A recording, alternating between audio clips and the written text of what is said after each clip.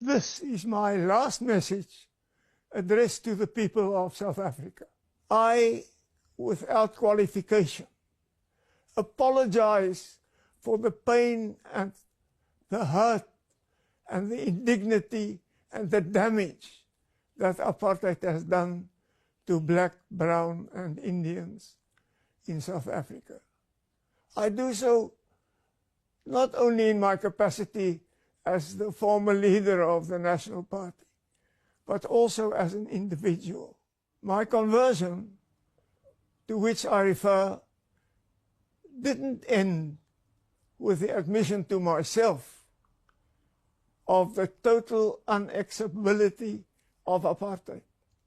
It motivated us in the National Party to take the initiatives we took.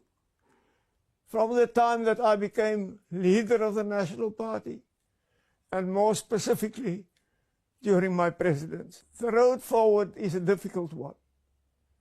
But I firmly believe that if we take hands, and if all the reasonable people in South Africa put their heads together, we can overcome the challenges we face, and we can fulfill the tremendous potential that South Africa has.